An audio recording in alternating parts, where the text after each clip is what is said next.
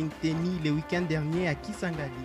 Selon les chefs de l'État, l'état actuel de la Constitution ne répond pas aux réalités des Congolais, ensuite élaboré par des étrangers. Quelques heures après ce discours, l'opinion publique reste diversifiée. Certains pensent que cette modification n'apportera rien du tout aux Congolais, tandis que les autres l'encouragent. Des recherches nationaux et internationaux ont relevé les forces et faiblesses de la Constitution de la RDC 10 ans après sa promulgation. Réunis du vendredi au samedi 20 février à Kinshasa dans un colloque international, ils ont épinglé des diverses tentatives de la révision de la loi fondamentale comme principale faiblesse. Ils ont aussi noté comme faiblesse le non-respect des droits et libertés fondamentaux des citoyens. Ils ont fustigé l'intolérance politique et la politique des deux poids deux mesures quand il s'agit d'autoriser aux partis la tenue des manifestations publiques. Sur les plats positifs, ils ont noté la durée de la Constitution qui a totalisé 10 ans alors que les deux premières constitutions d'État colonial après l'indépendance n'ont respectivement fait que 2 ans et 4 ans.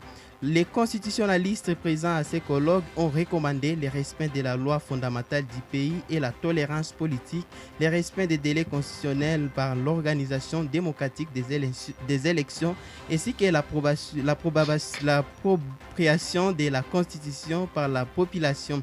C'est quelle lecture faire de cette déclaration du président de la République?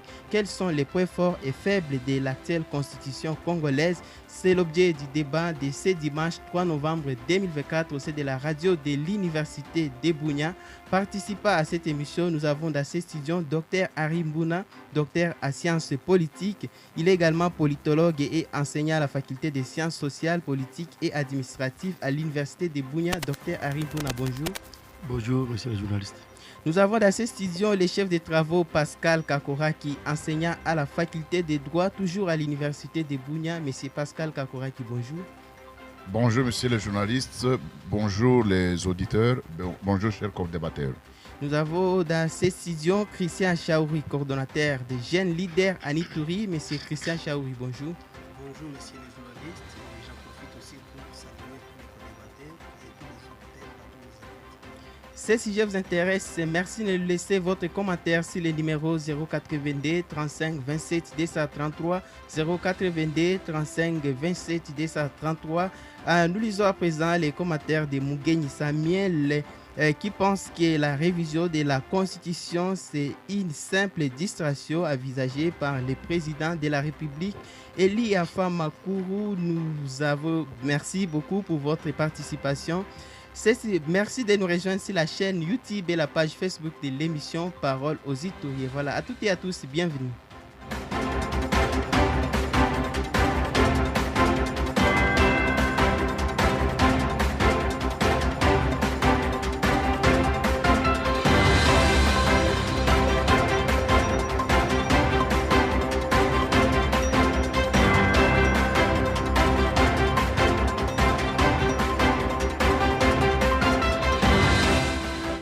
Les réactions fusent de partout après les discours du président de la République à Kisangani. Presse Penge, porte-parole de l'Amouka, pense que le problème ce n'est pas la Constitution, mais le problème c'est Félix-Antoine Tshisekedi. On l'écoute dans cet extrait choisi par Jonathan Bassar. Le peuple avait dit non à Kabila quand ce dernier avait voulu changer la Constitution. Notre peuple est prêt à dire non à M. Tshisekedi s'il tente de changer ou de modifier la Constitution. Les urgences sont ailleurs.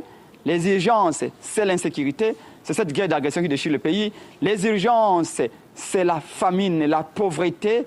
Pour Félix Tshisekedi, c'est la Constitution qui est à la base de tous les maux. Nous disons non. C'est lui qui fait partie du problème aujourd'hui et c'est lui qu'on doit changer, pas la Constitution. Bob Kabamba, professeur à l'Université de Liège en Belgique et a été expert dans l'élaboration de la Constitution congolaise du 18 février 2006, explique au cours d'un entretien cette semaine avec Christian Lusakweno, directeur général de Top Congo, qu'il y a une grande différence entre la révision et les changements de la Constitution. Pour lui, la révision de la Constitution ne cause aucun problème alors que les changer constitue un coup d'État. Quand on parle de la révision de la Constitution, il n'y a pas photo. Ses propres dispositions sont claires qui disent qu'il y a des articles à réviser. On peut les réviser sans problème, mais il y a des articles dans cette Constitution qu'on ne peut pas changer, a fait savoir Bob Kabamba. Voilà, nous commençons avec vous, les chefs de travaux, Pascal Kakoraki. Je rappelle que vous êtes enseignant à la faculté de droit à l'université de Bunia. Quelle est d'abord votre analyse par rapport au discours du président de la République tenu à Kisangani, qui pense qu'il est nécessaire de changer la Constitution parce que les chefs de l'État utilisaient plutôt les concepts changer la Constitution, bien que nous les autres, nous utilisons réviser la Constitution. D'accord.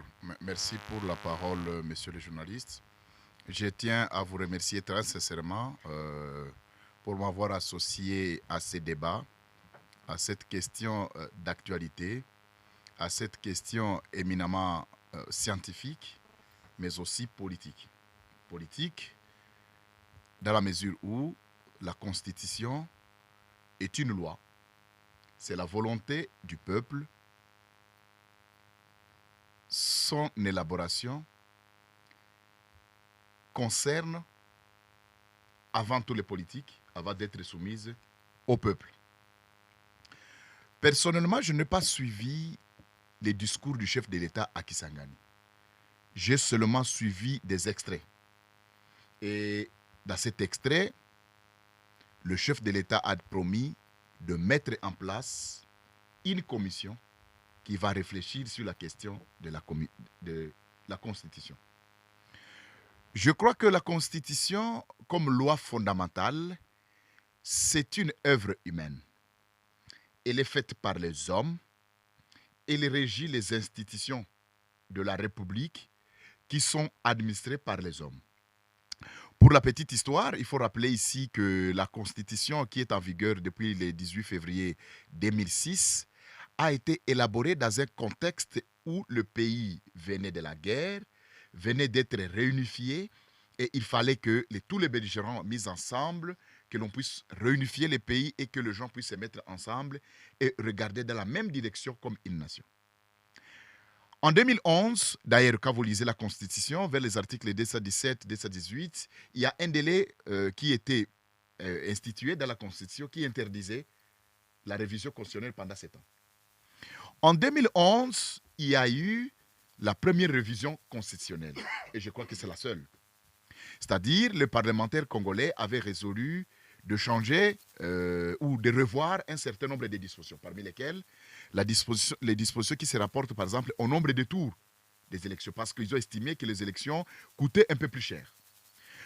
Aujourd'hui, la plus grande question, quelle est la phase dans laquelle nous nous retrouvons?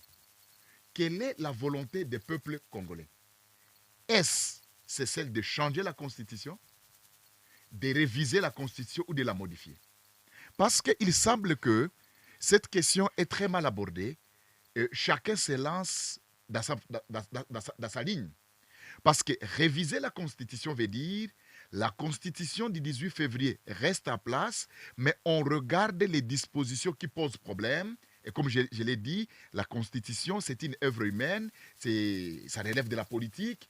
On examine, est-il possible de les conserver, de les garder? Je vais prendre au hasard. Beaucoup de Congolais disent que le Sénat est une institution budgétivore. À quoi sert le Sénat?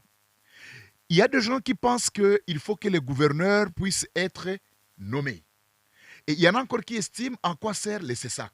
Non, cette histoire de Olengakoy, cette structure. Voilà. Donc, il y a de telles structures, il y a des gens qui pensent que ça ne sert à rien de les garder dans la Constitution. Mais le problème, c'est quoi? Changer la Constitution veut dire on apporte une autre, on élabore une autre, on la soumet au référendum et nous allons quitter d'une république vers une autre.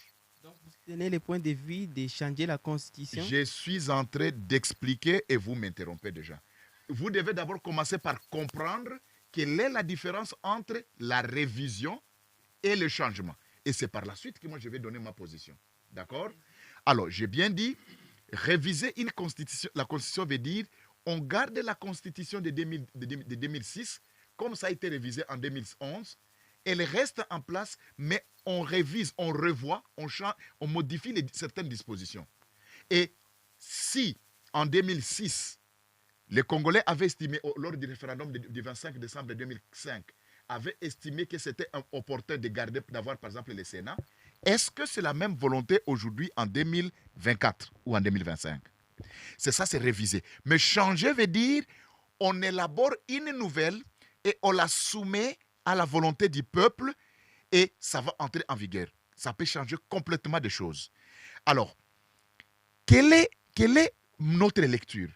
Déjà, je vais vous lire l'article 218 et je vais vous parler de deux choses rapidement. La première, de qui peut provenir l'initiative de la révision ou du changement, de la révision constitutionnelle.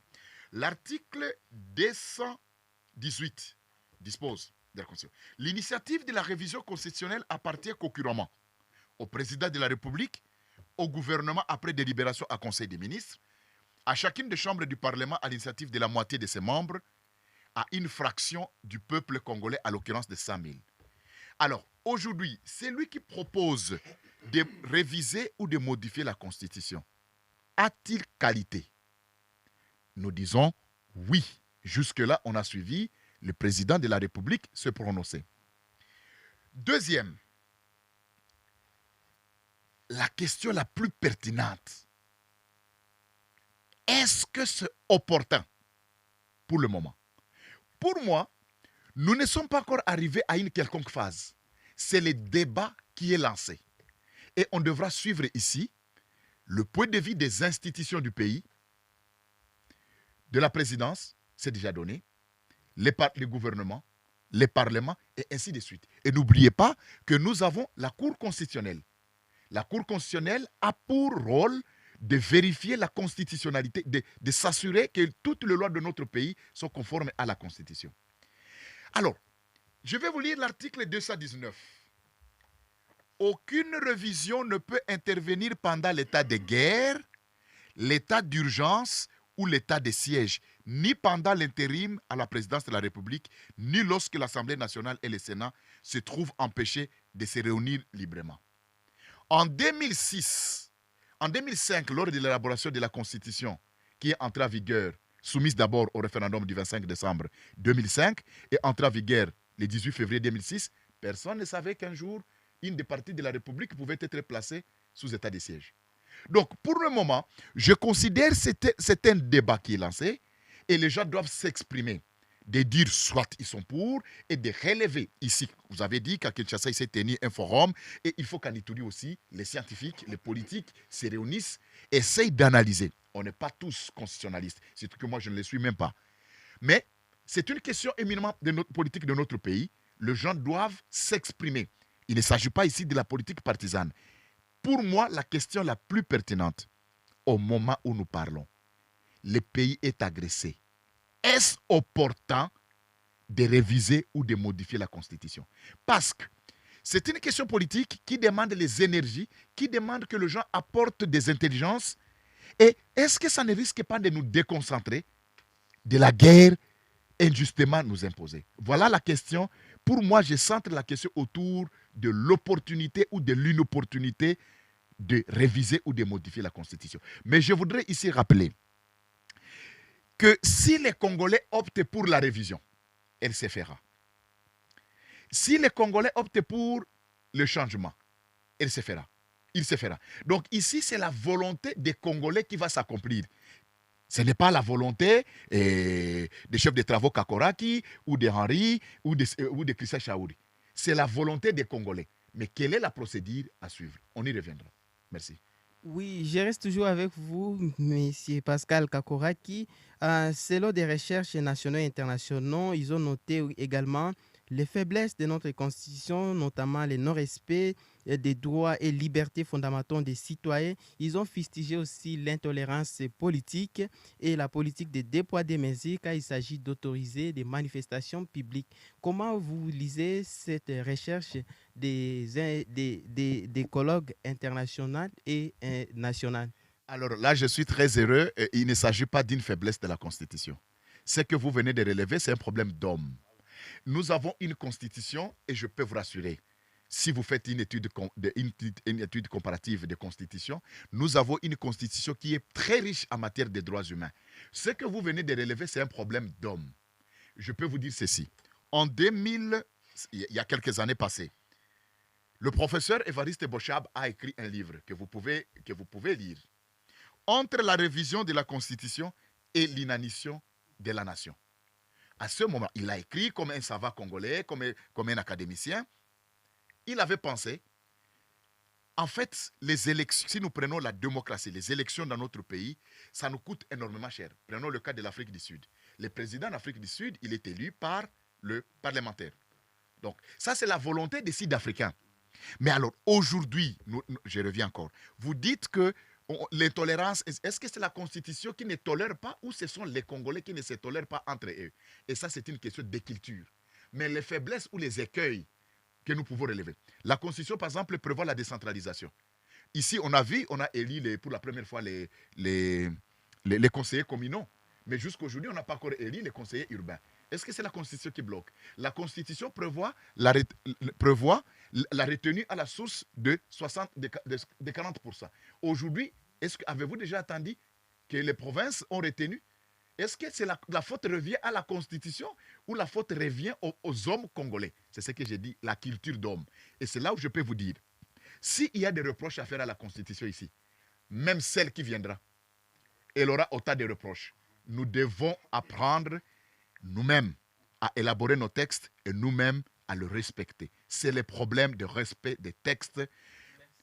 Je vous remercie. Merci. Christian Chaou, vous êtes coordonnateur des jeunes leaders à l'Ituri. Quelle lecture que vous faites par rapport au discours du chef de l'État à Kisangani et quels sont les points forts et points faibles de notre constitution? Je pense que vous la lisez tous les jours. Oui, merci beaucoup pour m'avoir accordé cette parole.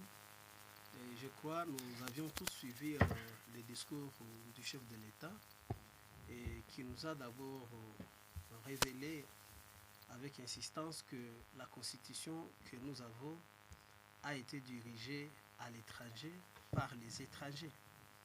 Et je pensais que peut-être ce n'était pas une réalité bien fondée, mais quand j'ai essayé aussi de faire mes recherches, il a été quasiment constaté que effectivement notre constitution a beaucoup une main mise de l'extérieur. Et si vous essayez de parcourir notre constitution, vous allez voir, selon les informations de nos recherches, il y a un certain Louis Michel, qui était le chef de la diplomatie belge. Lui a fait tout rédiger et il a amené à nos éminents intellectuels, savants, les hommes de droit, qui ont retouché certains articles qui étaient élaborés à l'extérieur. Et pour moi, avec cette révélation, et au regard de ce que nous subissons, je me rallie du côté du chef de l'État que cette constitution doit être réellement et purement congolaise, élaborée par les Congolais, parce que le Congo a ses savants, a ses intellectuels, des hommes forts qui maîtrisent bien les droits et surtout avec des réalités congolaises. Parce que la Constitution doit être adaptée sur des réalités purement congolaises. Selon vous, l'actuelle Constitution n'est pas adaptée aux réalités congolaises? À certains points, et c'est là où vous allez comprendre si on parle de l'actualisation ou la mise en jour. Si on parle de mise en jour de certaines choses, c'est par rapport aux événements qui se suivent. La génération d'hier n'est pas celle d'aujourd'hui.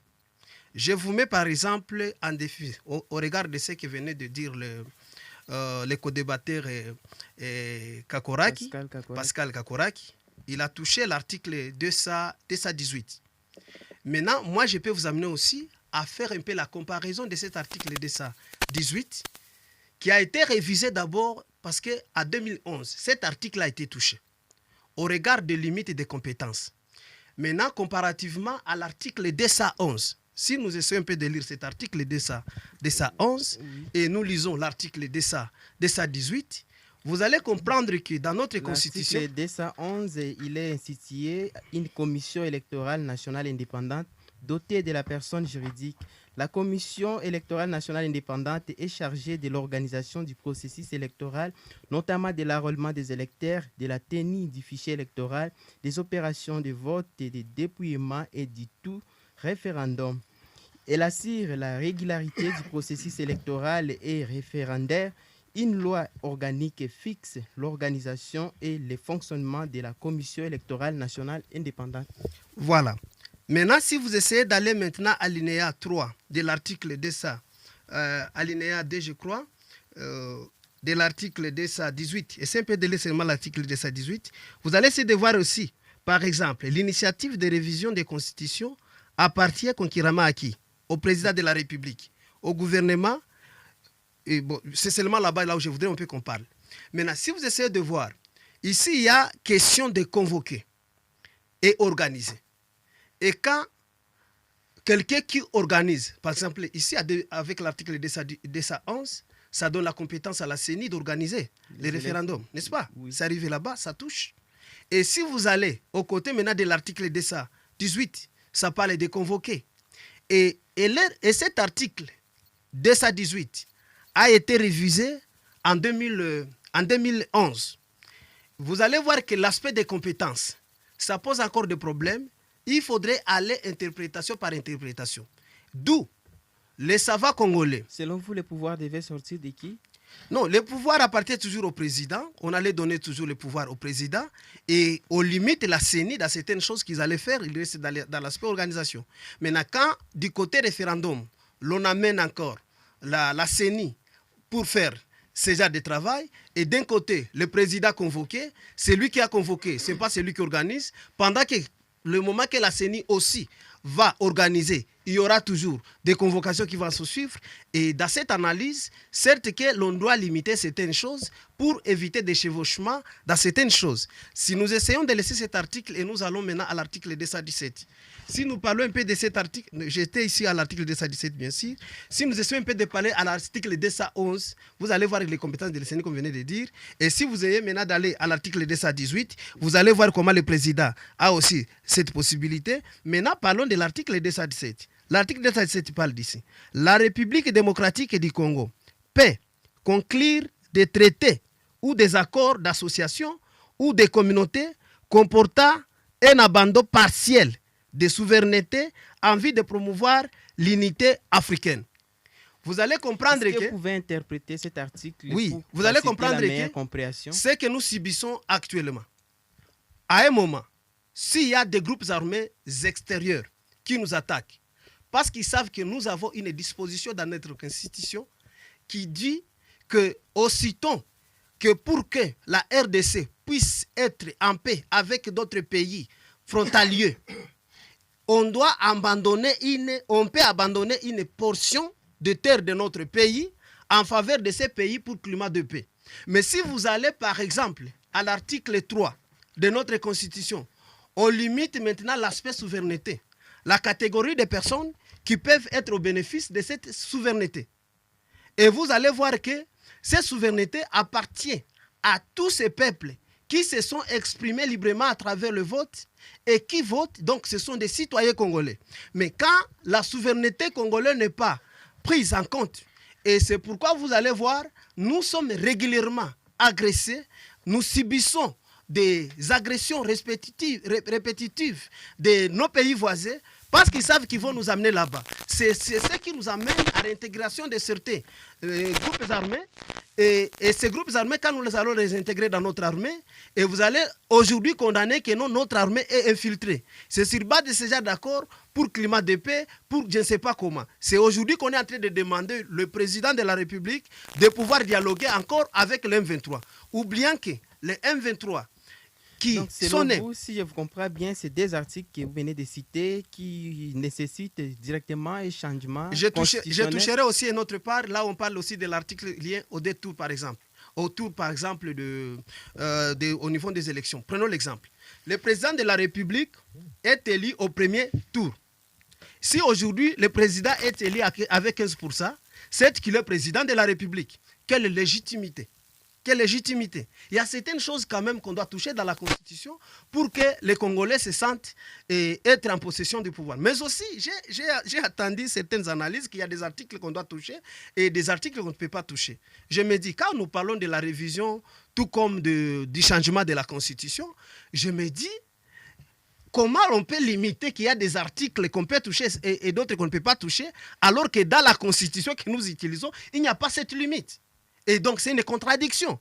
Vous allez voir qu'en grande majorité, ceux-là qui veulent mettre la même mise sur notre Constitution, c'est toujours les étrangers, les Occidentaux, la communauté internationale et d'autres personnes qui visent toujours l'intérêt dans notre pays, qui instrumentalisent malheureusement les concitoyens, nos frères patriotes congolais, dans ce genre de choses. Et nous, Congolais, où est maintenant la souveraineté de notre pays qui doit être respectée?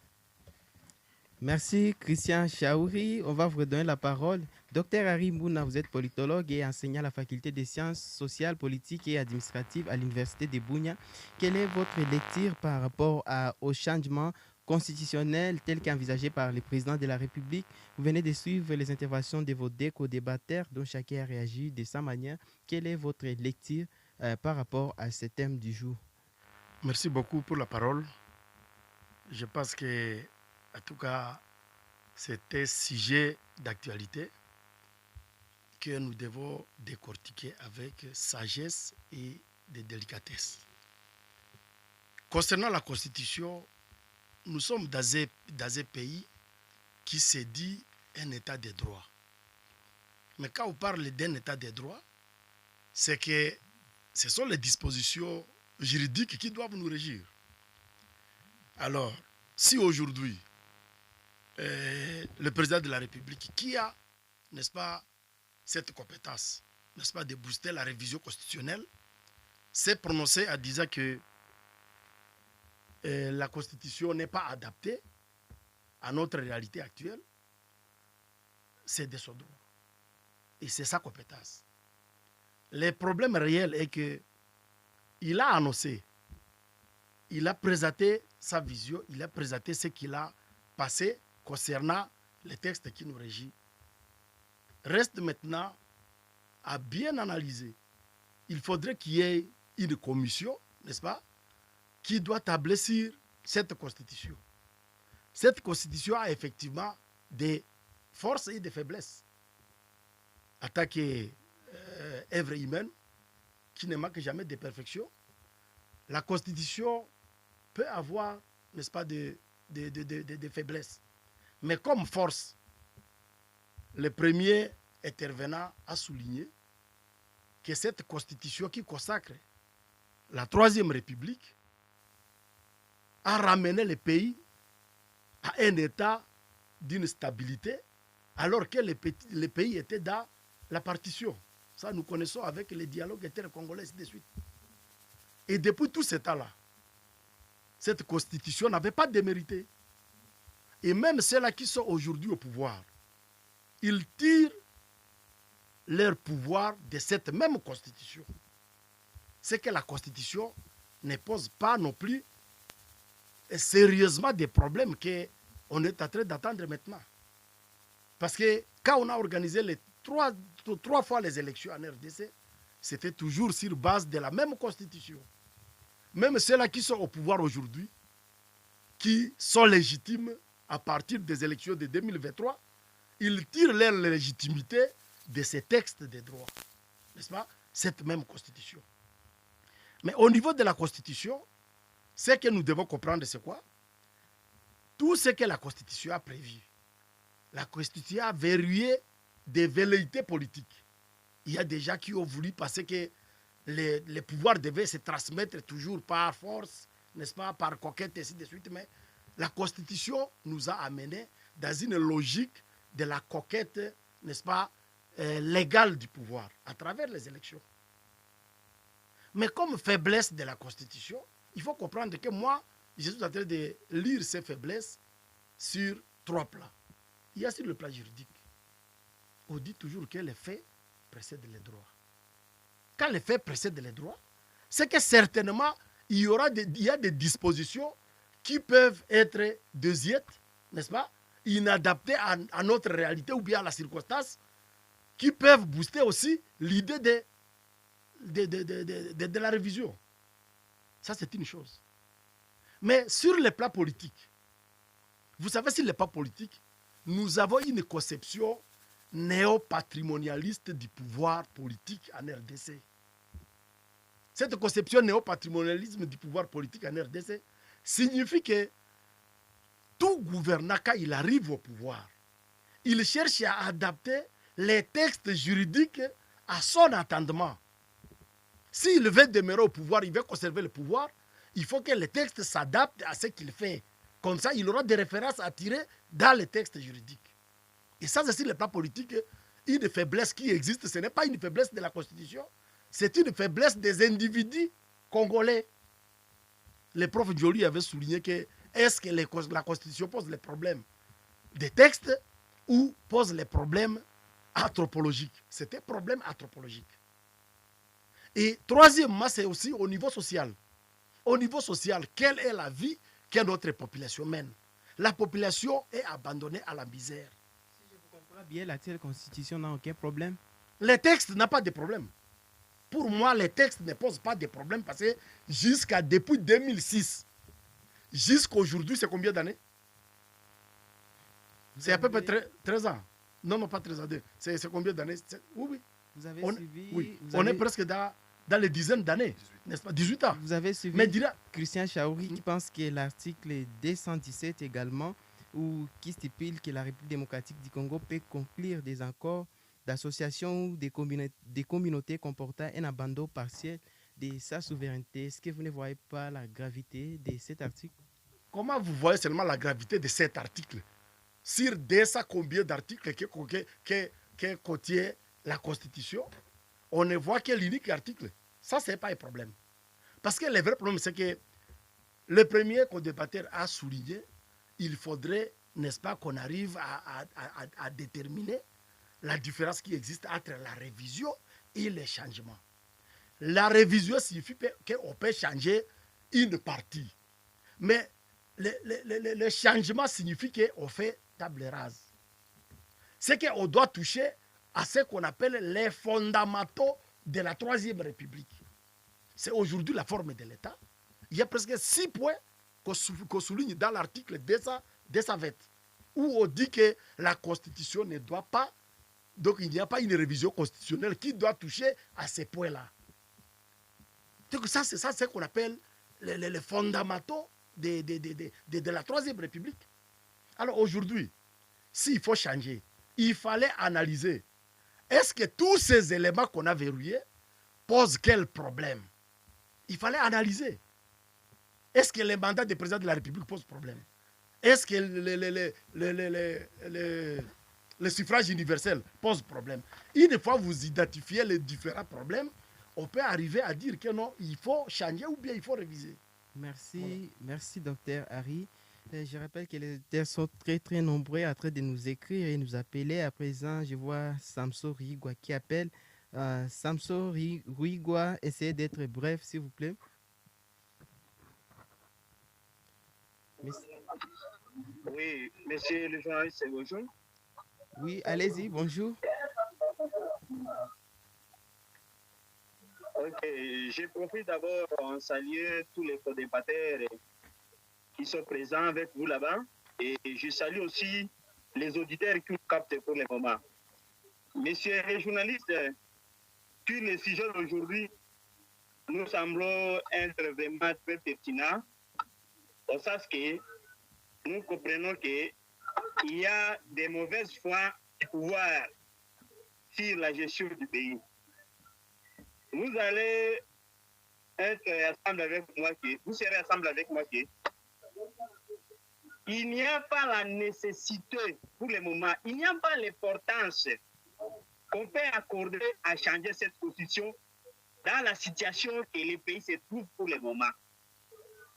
Le pays est sous une menace, donc le pays est en peur. Une partie du pays est sous l'état de siège et l'article 19 interdit toute modification de cette 19 interdit toute modification des constitutions ou bien changement des constitutions si le pays est dans des situations pareilles. Pourquoi précipitez-vous sur les changements de la Constitution pendant qu'il y a des défis qui entourent le pays?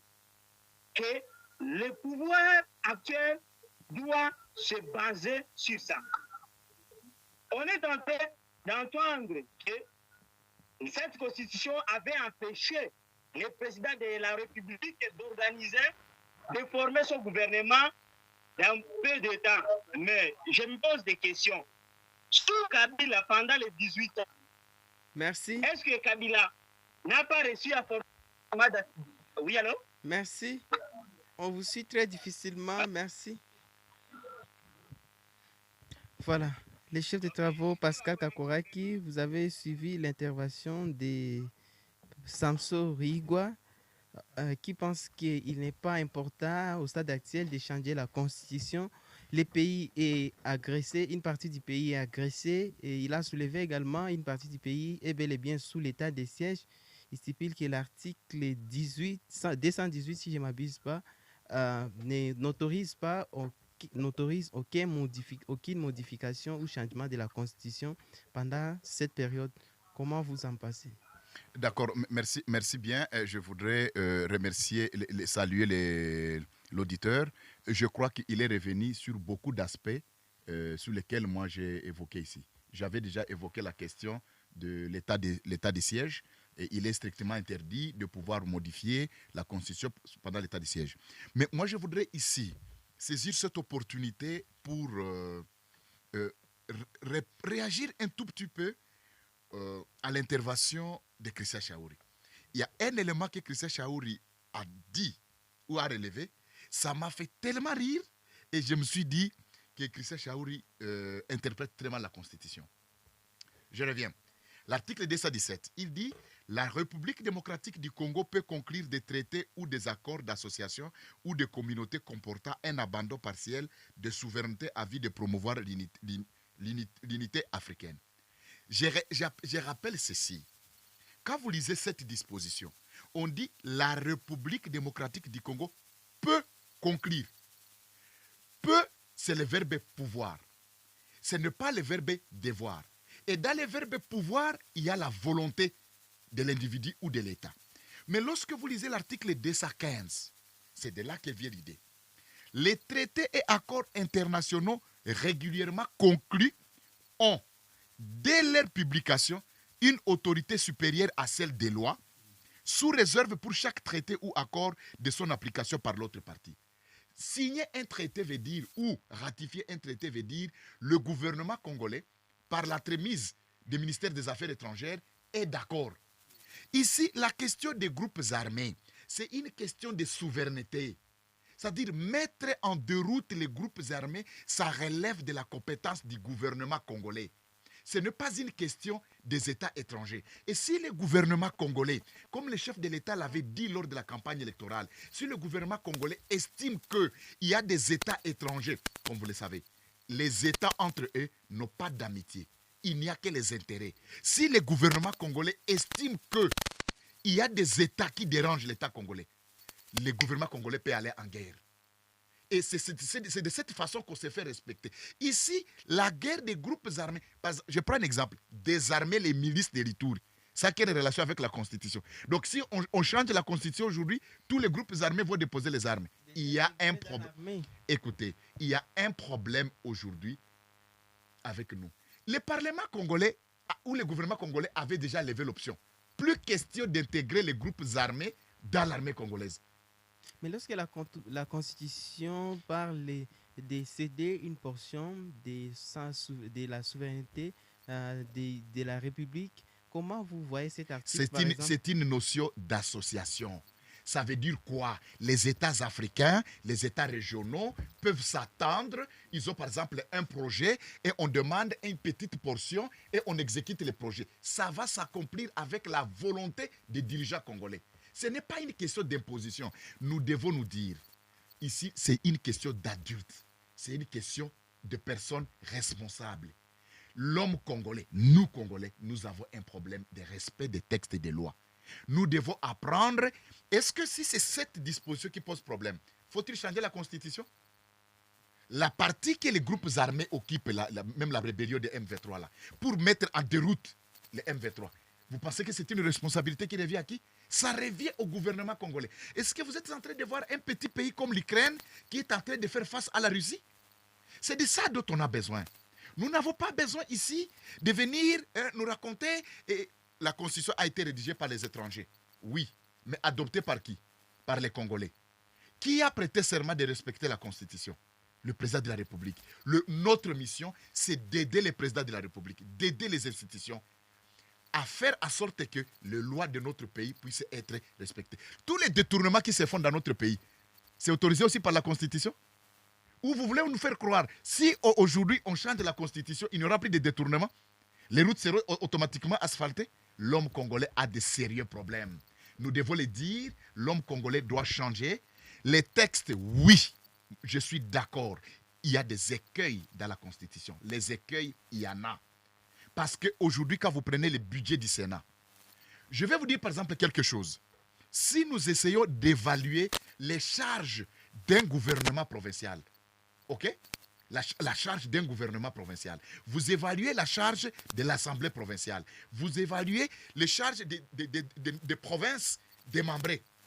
Il y a des choses aussi au niveau des provinces qu'il faut y réfléchir. Vous voyez par exemple la question des conseillers communaux et ainsi de suite. Je vais prendre l'exemple des petits pays ici. Les conseillers communaux sont rémunérés sur base des jetons de présence. C'est-à-dire, ce sont des fonctionnaires, ce sont des gens qui ont leurs activités qu'ils font, mais ils ne viennent que pendant les sessions et pendant ce temps-là, on leur paye des jetons de présence. Mais chez nous, quand vous êtes élu, vous devez complètement abandonner ce que vous faites pour aller vous consacrer au travail que vous allez réaliser pendant votre... Ce sont des questions. Je suis content qu'il y ait des réflexions dans ce sens-là. Ce n'est pas mal. Mais dire que si rien ne marche au pays, c'est la Constitution qui constitue un blocage, voilà, il y a moyen de réfléchir des fois. Merci, les chefs de travaux Pascal Kakouraki. J'appelle que vous êtes enseignant à la faculté des droits. À présent, nous allons prendre l'intervention des auditeurs qui nous appellent. Déjà, ils sont très très nombreux. Cette fois-ci, nous allons nous orienter dans notre standard. Nous allons demander à la réalisation de prendre l'intervention d'un auditeur qui est en ligne. Bonjour, je suis M. Nkongo Matondo, j'espère, à partir de Matadi. Concernant la thématique du jour, pour moi, je suis tellement fier d'appuyer le chef de l'État avec cette initiative de reformuler ou de révisionner ou de refaire la Constitution. Si je dis que j'appuie le président, c'est parce que cette Constitution a trop de désordre. Et puis cette Constitution n'a pas tellement des intérêts du peuple congolais. Il y a seulement des intérêts des hommes politiques. Parce que ça me fait triste d'attendre que tous les présidents de l'Assemblée nationale, tous les anciens présidents sont payés concernant la loi. La loi dit qu'ils devraient être payés. Mais pour quel intérêt? Pour quel intérêt? Et puis c'est ça qui nous énerve d'appuyer le président de la République de refaire la Constitution. Avec ces genres de lois ici, ce n'est pas du tout normal. Et les gens, après avoir volé beaucoup d'argent, ils volent d'abord beaucoup d'argent avec leur poste là de président, tout ça. Après avoir volé beaucoup d'argent, ils sont aussi payés. Ils sont payés plus de... Voilà. Christian Chaouri, cet auditeur aborde presque le même sens avec vous. Oui, je crois que nous n'allons pas faire un jet de ping-pong avec l'honorable Kakouraki qui était ministre aussi de Plat ici en province de l'Ituri. Qui, si on était dans un débat sécuritaire, on allait lui dire où était maintenant ses sens patriotiques qu'il allait prouver lorsqu'il était dans ce gouvernement. Parce que tous les groupes armés dont il fait référence sont nés pendant qu'il était encore ministre. Et je crois c'est facile quand les Congolais prennent la parole seulement de parler, parce qu'ils ont un but, c'est parce qu'ils ne sont plus de là où ils étaient. Mais ils oublient de tout ce qu'ils avaient comme devoir et obligation. L'homme congolais dont il parle qu'il doit changer, ça doit commencer par nous qui sommes ici, de la base au sommet. Et surtout, j'ai toujours dit dans mes propos, je supporte mal que quelqu'un qui a un jour géré seulement un petit poste donne un peu de référence qui marche en contradiction avec les gouvernements, alors que nous n'avions pas vu cette démonstration. Ça frise des contradictions. L'article 217 dont il parle, nous n'allons pas protéger des antivaleurs et nous n'allons pas accepter que notre portion soit occupée. Ici, il parle des questions de malinterprétation. Je ne suis pas constitutionnaliste, mais je reviens pour lire comme il a lu aussi, parce qu'il n'a rien interprété. J'ai dit, la RDC peut conclure des traités ou des accords d'association. Ce n'est qu'une analyse. Peut traiter, peut conclure, je m'excuse, des traités ou des accords d'association. Je vous rappelle que Minembwe existe aujourd'hui. Ici, il n'y a pas question de nous parler d'associations déjà qui se victimisent et qui seront couverts par notre constitution pour qu'on nous crée des entités en défaveur ou sans tenir compte de notre constitution et de la souveraineté congolaise. Ou des communautés comportant un abandon partiel. Qui sont ces communautés congolaises qui sont abandonnées? Ici, la loi dit, nous sommes tous égaux. Il n'y a pas de la différence. Mais quand il y a revendication de nos terres, certains se disent, se sous-estiment et se créent ailleurs pour aller se rallier à leurs alliés ou frères qui seraient ailleurs dans le but de jouer avec la souveraineté congolaise. Et je crois, je ne suis pas constitutionnaliste, mais à cet article, l'honorable Kakoraki ne pourra pas m'amener dans la logique. Le P, oui, comme verbe pouvoir, je suis d'accord avec lui, je n'ai pas lu aussi le contraire, c'est ce que j'ai dit. Mais quand il y a la pression et quand il y a de la force, de l'extérieur, au regard de notre constitution qui a été dirigée à l'extérieur par les étrangers, et ces mêmes étrangers qui font la pression en faveur de leurs frères étrangers, et je crois qu'il va aussi s'allier à moi, dire que ça mérite que cette constitution soit modifiée. Et je suis aussi d'accord d'un côté de tout ce qu'il est en train de donner comme analyse. Quittons les sentiments. Il y a un auditeur qui vous pose la question, il s'appelle Samuel, qui nous suit depuis les quartiers ruraux. Qui sont ces étrangers qui ont rédigé la constitution congolaise?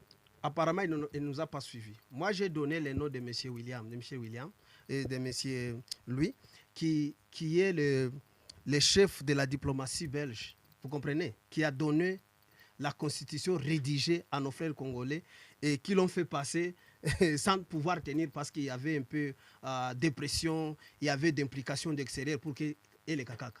Et c'est ça, j'ai donné la référence. Et je suis en train de dire aussi par rapport au Premier ministre. Ici, on a suivi un dossier du Premier ministre, de l'ancien Premier ministre Matata Ponyo. Mais on nous dit que la Constitution ne permet pas qu'on l'arrête avec tout ce qu'on a fait comme détournement. Et vous voulez qu'on garde seulement la Constitution pareille qui privilège les antivaleurs dans notre pays? Ça profite à qui? Est-ce que vous ne voyez pas que le chef de l'État a la volonté que les choses changent? Quand on dit que ce n'est pas opportun qu'on puisse changer la Constitution, ne permet pas qu'on l'arrête. Quand on dit que ce n'est pas opportun qu'on change la Constitution, il a été arrêté, interpellé, combien de fois, et qu'il a été retourné. Peut-être qu'il y a des procédures à suivre. Ce sont des procédures constitutionnelles qui donnent un peu ces privilèges. Et c'est ce qu'il a évoqué.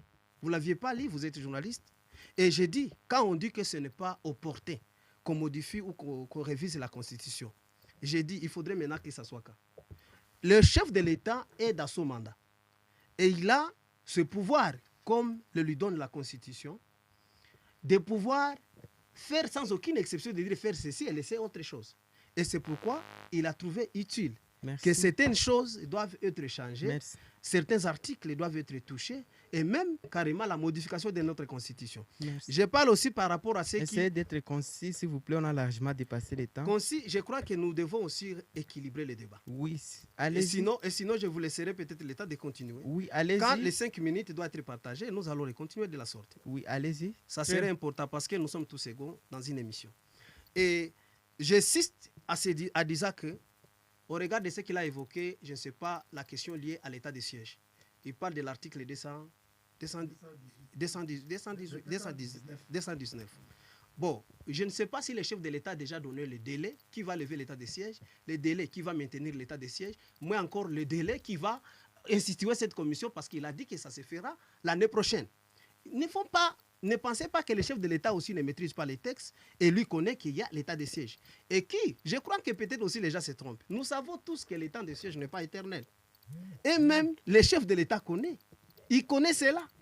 Et je crois que les Congolais doivent être un peu patients et laisser au chef de l'État, le visionnaire de notre pays, qui veille à ce que notre pays puisse aller de l'avant, puisse faire ce qu'il fait à l'intérêt de notre pays. Cette constitution a été touchée en 2011. Et cette constitution qui a été touchée en 2011, pourquoi aujourd'hui elle ne peut pas être touchée? Pourquoi aujourd'hui? Merci Christian Chaouri, vous êtes coordonnateur des jeunes leaders. Il y a Mugenyi Samuel dit mon point de vue est qu'il faut savoir quels sont les articles qui peuvent être révisés. Merci beaucoup Samuel. À présent, je vois Isaac qui appelle. La réalisation peut prendre ce dernier appel. Je souhaite bon après-midi à tous les auditeurs de la radio École de l'Université de Bunia, ainsi que les invités qui ont répondu présents à l'émission Parole aux Itouriens ce dimanche. Je réponds au nom de M. Isaac Belgica, je suis politologue en formation à l'Université de Bunia. J'avais 2 questions à poser à tous les invités. La première question, je voulais savoir quelle est la différence qu'il y a entre la révision de la Constitution, la modification de la Constitution et les changements de la Constitution. Parce que nous ne devons pas entrer dans une guerre des mots. C'est la première question.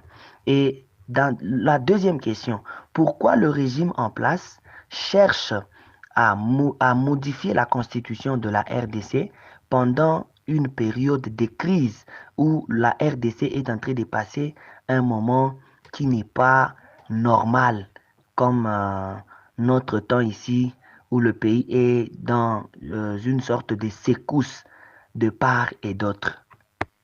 Docteur Harry Mbouna, vous avez suivi l'intervention de cet auditeur, bien qu'une partie, une partie de sa réponse a été dit ici dans l'émission. Comment vous réagissez par rapport à son point de vue qui demande comment on peut envisager la modification constitutionnelle pendant que les pays, une partie du pays est sous menace? Oui, merci pour la parole. Je pense que ça, c'est une question destinée peut-être à au tous pouvoir. les invités. C'est le pouvoir qui devait bien répondre parce que nous n'avons pas une réponse précise pour cette question-là. Parce qu'il faut avoir des mobiles. Quels sont les mobiles? Les mobiles ne sont pas mis à notre disposition. Parce que c'est pourquoi moi j'ai des difficultés pour débattre des points de vue du président de la République. Aussi longtemps qu'on ne sait pas quels sont les mécanismes qu'il a mis en place, n'est-ce pas, pour arriver à asseoir soit la révision, soit les changements. Alors maintenant, nous avons pris seulement la balle au bon et nous commençons à nous déchirer alors que le président n'a que donné sa passée. Alors, moi, je pense qu'à ce niveau-là, on n'a pas de précision à donner pour dire le pourquoi. C'est très difficile de dire le pourquoi parce que jusqu'à maintenant, la Constitution n'est pas encore changée. Donc, on est sur la voie d'aller vers soit la révision ou le changement. Et j'aimerais un peu intervenir sur un point. En suivant le co-débatteur, Christian Chaouri s'est basé plus sur certains articles. Effectivement, le premier co-débatteur a dit qu'il y a des écueils. C'est connu. Nous sommes d'avis que la Constitution a des failles. Mais est-ce que pour quelques 3, 4, même 10 articles, faut-il passer au changement? Parce que quand on dit changement, c'est qu'on doit laisser la constitution ici à côté et faire une nouvelle constitution. Est-ce que les quelques articles qu'il a cités sont, peuvent nous amener à abandonner l'actuelle constitution? C'est que l'actuelle constitution, selon lui, n'a pas de force, mais la constitution n'a que des faiblesses. Et c'est à ce niveau-là que je n'approuve pas ce point de vue. Mais ce qu'il donne, par exemple, comme des articles qui posent problème, il faudrait qu'on analyse si réellement les articles posent problème, on amende les articles. Vous voyez? Mais cela ne pouvait pas directement appeler à ce qu'on puisse aller de la 3e République vers 4e République. Parce qu'avec le changement de la Constitution, on va de la 3e République vers la 4e République. Est-ce que cet argument ou bien ces mobiles sont suffisants pour qu'on puisse basculer vers la 4e République? C'est ça aussi le problème. Alors, la raison pour laquelle maintenant j'ai un peu de retenue, parce que nous sommes en train de débattre sur ce qui n'est pas encore concret. Parce que c'était ballon d'essai. Le président a donné son point de vue, mais le vrai problème, c'est que nous sommes entrés dans une agitation. Quand le président parlait, les gens ont pensé que voilà, c'est ce qu'il passe. Non, il a donné son point de vue. Selon lui, il pense que la Constitution pose un peu de problèmes et que l'origine de la Constitution serait extérieure. Mais si nous voyons bien, même les textes, les documents que nous utilisons, il y a des documents qui proviennent de l'extérieur, non? Même les facultés que nous avons aujourd'hui, nous suivons, mais vous allez trouver toujours des apprêtres externes. Mais est-ce qu'on va refuser seulement parce qu'il y a une apprête externe? Mais on doit analyser. Ce qui est adapté, on garde. Ce qui n'est pas adapté, on peut le faire sauter. Alors moi, je pense que, selon moi, l'essentiel est de comprendre est-ce qu'il s'agit de la révision ou du changement. À mon avis, je pense qu'avec tous les arguments que nous avons suivis... Le président de la République a utilisé le terme changement. Bon, les changements, mais maintenant poser la question au président de la République s'il a utilisé les changements dans les sens. Parce que toujours en français, il y a deux sens. Il y a le sens propre et le sens figuré. Non? Et là, on pose la question à l'auteur qui l'a utilisé. Peut-être nous sommes en train de le comprendre à travers. Peut-être lui a parlé de changements, mais c'est dans le cadre de la révision aussi. Mais nous allons le condamner pour rien. Il faut qu'on laisse d'abord qu'il donne son point de vue d'une manière claire, qu'on puisse voir que maintenant, en tout cas, l'option est déjà levée, que pour lui, cette constitution ne doit pas exister. C'est alors qu'on doit bien, n'est-ce pas, préciser ce que lui a passé. Merci. Mais maintenant, directement comme ça, à partir de son discours de Kisangani, moi, je trouve que c'est très difficile. Merci. Bonjour, ma radio. Moi, je pense que ce régime doit cesser de distraire la population et doit saisir l'opportunité de demander pardon avec toutes ces promesses. Il trouve que la Constitution qui est devenue comme problème, désolé, il doit s'excuser devant la population, c'est Freddy depuis Soukissa. Merci beaucoup. Vous êtes également très, très nombreux à nous écrire. Pascal Kakoraki, nous sommes déjà vers la conclusion de l'émission. Les points forts et les points faibles de notre Constitution, est-ce qu'à l'heure actuelle, on peut changer ou modifier la Constitution? Très brièvement, nous sommes déjà vers la partie conclusion. D'accord, merci, mais je voudrais, avant de conclure, et réagir encore une fois. Vous savez, monsieur le journaliste, lorsque vous invitez les gens, il faut toujours avoir la culture de leur demander: ne venez pas personnaliser les débats. À l'intention du compatriote Chaouri, je lui rappelle ceci. Quand j'ai parlé de la question de l'homme congolais, je fais partie de l'homme congolais. Et c'est l'homme congolais le problème. Le fait pour Kakoraki d'avoir été ministre provincial ne fait pas de Kakoraki parrain de quelconque groupe armé. Parrain des groupes armés. Je suis un homme très respectueux des lois de mon pays. Je lui rappelle. Et je rappelle à son intention et à l'intention de plusieurs.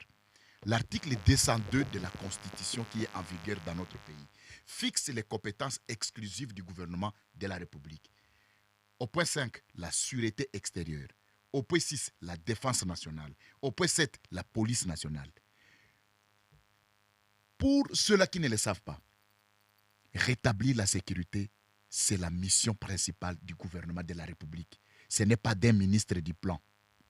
Donc, prochainement, quand vous venez au débat, évitez ce genre de choses. Deuxième, en termes de conclusion, j'ai bien dit, le chef de l'État a lancé les débats, les discussions. C'est comme on vient de le faire ici. Les discussions doivent continuer dans les milieux universitaires, dans les milieux sociaux et dans les milieux politiques. Pour que tout le monde puisse, ou la majorité des Congolais puissent être éclairés. Moi, j'ai dit, la Constitution, c'est une œuvre humaine. Vous savez, la Constitution, c'est un texte éminemment politique. Ça doit répondre aux aspirations politiques. Et ça doit déterminer la vision d'un État. On peut changer la Constitution, mais est-ce qu'on aura changé l'homme congolais? Que les discussions continuent et que le Congolais s'exprime. Parce que demain, s'il y aura modification, changement ou ainsi de suite, ça ne sera pas la Constitution de ceux-là qui auront joué le rôle de vuvuzela. C'est-à-dire de gens qui ont applaudi, il faut qu'on change. Nous évoquons ceci jusqu'au moment où nous parlons. Jusqu'au moment où nous parlons. Le président de la République, M. Félix Antoine Tshisekedi Tshilombo, est président de la République en vertu de la Constitution. Et cette Constitution, à l'article 219, dispose ceci. Aucune révision ne peut intervenir pendant l'état de guerre, l'état d'urgence ou l'état de siège. C'est ici où nous attendons certaines personnes. Les gens qui nous chantent ici des louanges.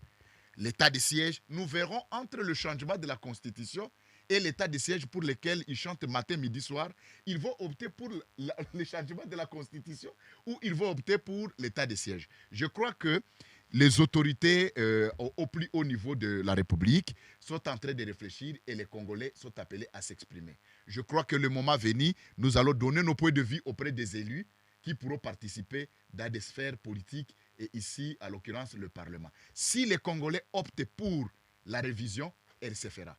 Si les Congolais optent pour le changement de la Constitution, ça se fera aussi. Mais les gens doivent être édifiés. Pourquoi? Mais j'insiste, est-ce opportun de changer la Constitution pendant que le pays est en guerre? Parce que cette histoire, moi, je pèse mes mots pour dire les Congolais risquent d'être déconcentrés, risquent de se focaliser sur des questions politiques et oublier que le pays est en guerre. Pourquoi ne pas mettre fin à la guerre et revenir mettre la question sur la table? Si les Congolais optent, parce que cette histoire ici, ce n'est pas le Nouveau Testament. C'est fait par des hommes. C'est fait par des Congolais. Moi, je dis la Constitution ici appartient aux Congolais. Et aujourd'hui, s'il faut changer, s'il faut modifier, s'il faut réviser, ça revient encore à qui? Aux Congolais. Mais le pays est en guerre. Pourquoi précipiter? Merci Pascal Kakoraki. Je rappelle que vous êtes enseignant à la faculté des droits. Bonjour, messieurs les journalistes. Je salue les invités au studio. De mon point de vue, je pense que les articles à réviser n'ont aucun lien avec la situation sécuritaire que traverse la population. Voilà. Monsieur Christian Charoui, nous tendons déjà vers la fin. Votre conclusion, très brièvement. Merci. Et je ne personnalise pas les débats, comme venait de les citer mon co-débatteur honorable Kakoraki, mais plutôt je raconte ces mots. Dans un débat où les co-débatteurs, où je suis cité par mon co-débatteur, je ne laisserai pas inaperçu. Et il doit savoir que quand nous sommes dans un débat, les nerfs solides sont d'obligation. Et ici, nous parlons de la vision du chef de l'État. La vision du chef de l'État qui pense que ça serait important de réviser tout comme de changer. C'est la volonté de la population. Mais lui, en tant que chef de l'État, a montré que ça serait souhaitable que cette constitution soit révisée ou changée. C'est ça sa déclaration. Il revient à la décision maintenant de nous, population, de pouvoir l'accorder cette possibilité. Parce qu'il veut à ce que, pendant son mandat, et parmi ses actions, que certains articles qui ne corroborent pas avec de réalité soient retouchés. Et je crois, un vrai Congolais qui aime son pays, il ne doit que soutenir la vision du chef de l'État. Il est l'unique, le garant de la nation. Par rapport À aux qui- questions posées par les auditeurs, ces changements apportera quoi à la situation sécuritaire? C'est le ce taux que de j'ai dit. dollar, J'ai dit chômage, que sur plusieurs aspects. misère et- Non, écoute. Vous Je avez crois que suivi- d'une manière partielle, ce n'est pas de cette façon qu'on fait l'analyse. Quand nous parlons de la Constitution, ça englobe tout. Il y a des articles qui touchent la sécurité, le social, l'économie. Ça touche tous les aspects. Ça touche tous les aspects. Et quand on dit qu'il y a une action qui est prioritaire, je crois, non. Je crois que la question liée à l'article 219, le temps de siège, c'est la vision du chef de l'État. Et même l'idée de vouloir qu'il y ait changement et révision, c'est la vision du chef de l'État. Moi, en tant que quelqu'un qui soutient la vision du chef de l'État, je sais que le chef de l'État ne va pas se tromper que le jour que s'il arrivait que la révision ou la modification de notre constitution soit effective, je crois, il aura répondu à certains articles qui touchent ou qui ne corroborent pas. Il aura répondu. Dire que non, parce que nous sommes agressés, qu'on ne doit pas toucher la constitution, vous voulez dire qu'on ne puisse pas construire aussi des routes Merci parce de que nous sommes en conclure guerre? déjà. Je crois qu'aucun article n'exclut à l'autre d'exécuter une action. Et le dire, c'est du populisme. Et c'est ce que nous devons éviter. Nous devons éviter du populisme et nous devons rester scientifiques.